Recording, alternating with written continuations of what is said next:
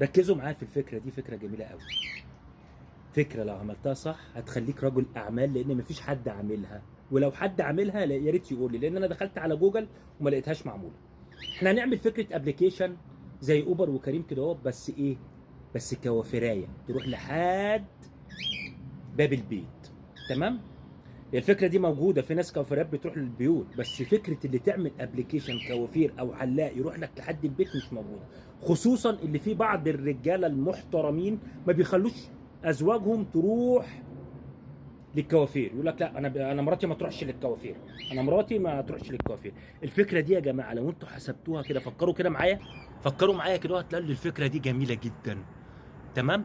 اللي حضرتك هتخش على الابلكيشن، هتقوم طالب مثلا كوافيرايه، يعني حضرتك هتطالب كوافيرايه هتجيلك لحد باب البيت حضرتك، تعمل لك الماديكير واللاديكير والحاجات اللي انتوا بتعملوها دي اللي انا مش عارفها. كذلك برضو على نفس الابلكيشن كان في حلاق برضو بيعمل لك نفس القصه ديت، يجي لك لحد البيت يحلق لك، او يحلق لوالدك مثلا كبير في السن مريض مش عارف ايه، عن طريق الابلكيشن. انا دخلت على جوجل ما لقيتش على فكره الابلكيشن ده. طيب مين بقى اللي يقدر يعمل الابلكيشن دوت بقى ويعمله ليه؟ اللي يقدر يعمل الابلكيشن ده الشركات بتاعه الادوات التجميل بتاعت السيدات والكريمات والكلام ده.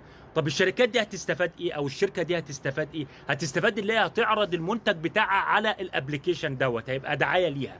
تمام. لا اما ممكن شاب من الشباب يعمل الفكره ديت ويجيب منتجات ويعملها، زائد كمان اللي حضرتك هتاخد نسبه. يعني مثلا الكوافيرايه اللي رايحه، مثلا انت حطيت سعر، الكوافيره اللي رايحه مثلا تعمل الحاجه دي مثلا ماديكير بكذا مش عارف، انا طبعا انا ما بفهمش في الحاجات دي، بس يعني انا بقول لكم الاسعار دي مثلا كذا. الابلكيشن مثلا هيبقى فيه نسبه 10% 20% للابلكيشن. فرضنا بقى الكوافيره اللي رايحه شغلت دماغها وقامت عايزه تصطاد الزبونه وتاخدها، انت بقى تعمل ايه؟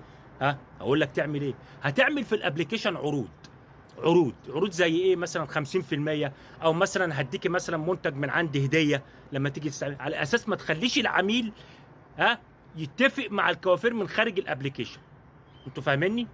ما تخليش العميل يتفق مع الكوافيره خارج الابلكيشن، لا الابلكيشن على طول دايما يبقى فيه عروض، والناس بتحب العروض، بتعشق العروض. فكره ابلكيشن جديده اهي، يا ريت اللي شاف فكره قبل كده اتعملت قبل كده في ابلكيشن ماديكير والديتيكير والحلاقه والافشخنتات دي، يا ريت يقول لي. تمام. لان مش هلاقيها، دخلت على جوجل والله ودورت وما لقيتش. فكره اهي تخليك راجل اعمال. تحياتي للجميع.